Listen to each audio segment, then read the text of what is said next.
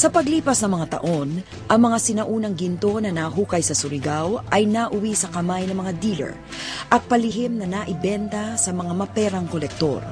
Ang iba ay napunta pa nga sa ibang bansa. Some of these gold objects had found their way in European collections already. Men and women both wore jewelry. Actually, the men... Si Dr. Florina Baker ang dating direktor at curator ng Gold of Ancestors ng Ayala Museum. Sa tansya raw ng mga eksperto, ang makalaglag pangang gintong nahukay ni Berto ay hinubog noong ika-10 hanggang ika-13 siglo. Ibig sabihin, ginawa ang mga alahas 300 taon bago pa man napadpad si Magellan sa Pilipinas. Ani Baker, marami na raw siyang nakitang hukay na ginto o archaeological gold mula sa Pilipinas, pero walang hihigit pa sa kasalukuyang exhibit. Nothing of this scale and magnitude and magnificence has ever been seen before. It's the largest collection of Philippine archaeological gold in the Philippines and in the rest of the world.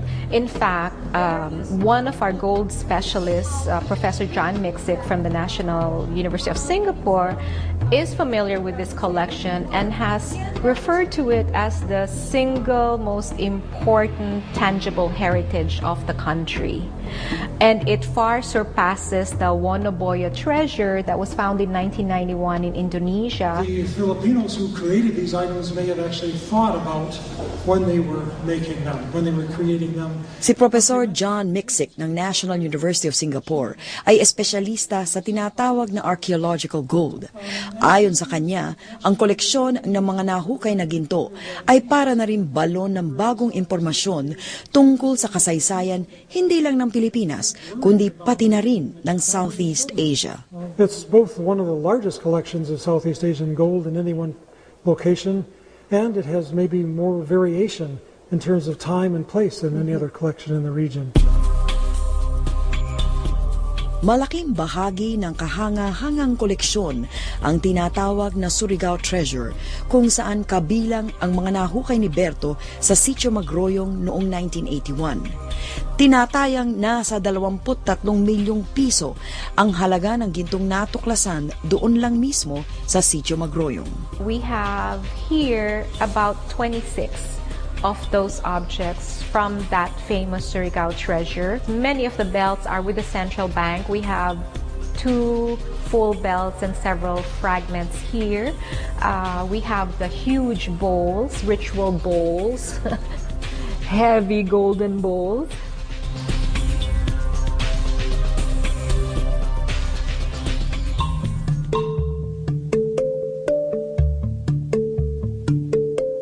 Ang Surigao Treasure ay bukod-tangi rin daw dahil sa isang bagay. Ang bawat piraso ng alahas ay sadyang ginamit at itinago ng mga may-ari ng sila'y nabubuhay pa. Di tulad ng ibang mga hukay na ginto na natagpuan lamang sa mga libingan ng mga patay. It was a practice among the Visayans and the southern people from the southern areas of the Philippines to bury the objects with as funerary offerings to ensure a welcome, a cordial welcome to the afterlife. Kasi you have to demonstrate your prestige and your wealth in the afterlife. So they try to bring as much of their worldly riches with them. And luckily for us today, that's how we know about our early cultures.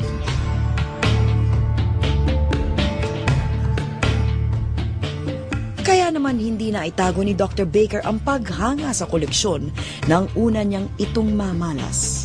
This huge feeling of being overwhelmed, that you're almost numb. And just because of the sheer numbers and your heart is beating, it's racing, and you're seeing one huge, one spectacular thing after another. Isa sa mga makapigil hiningang piyesa sa koleksyon ay ang tinatawag na kinari, isang uri ng diyosa sa relihiyon ng Hinduismo, ang pangunahing relihiyon sa India. Ang kinaring ito ay bahagi ng Surigao Collection at aksidenteng nakita ni Johnny Pimentel habang ibinebenta ito ng isang dealer sa kanyang kamag-anak. Because I was about 5 to 6 feet away because it was a private deal. So I did not want to meddle. But I was in the house at the time of Congressman T. My first impression, it looked really like a pigeon or a dove, like a bird with its wings at the back, tapos yung head. And then later on, when Dr. Baker showed me the figurines, it was not a dove but a female, Figure, it's called a kinari. Babae, a female figurine. Walang kaparis daw ang kinari dahil sa pagkakagawa ng maamo nitong mukha, detalyado, pulido at magandang pagkakaayos ng buhok at balahibo sa katawan. May hawig daw ito sa mga ginagawang sinaunang Javanese gold, pero namumukod tangi ang nahukay sa Surigao dahil ito ay 3D o may 3 dimensyon.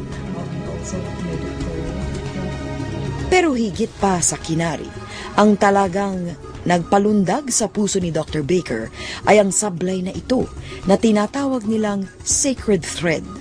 Ang sacred thread ay may timbang na mahigit 4 na kilo. Sinusuot daw ito sa mga seremonyang parangal ng mga taga-India nung unang panahon. When I first saw the thing, I went, oh my gosh!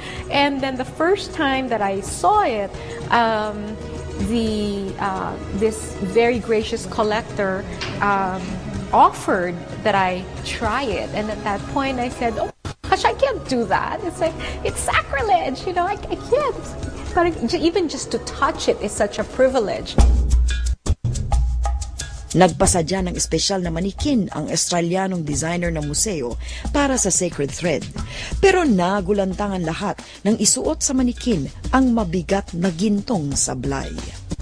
Tulong-tulong kami na kasi mabigat siya talaga. So nung inilalagay na namin dun sa balikat ng manikin, crack, bagsak Ang torso. manikin.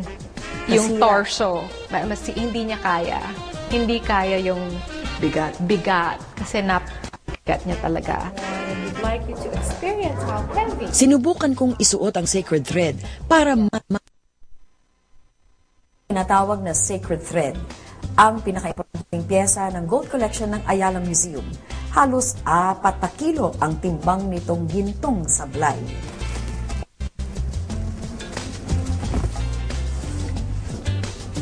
Wow! Uy, napakabigat. Uy, magkakakalo ka nito. Napakabigat. Pero higit pa sa bigat ng solid gold na sablay, humanga ako sa pagkakagawa nito. 3 iba-ibang layer ng ginto na may kani-kaniyang disenyo ang pinagpatong-patong sa pamamagitan ng pinong-pinong pagkakahabi ng sablay. Ang mga pampalamuting bolitas na ito, hindi na raw ginagawa ngayon.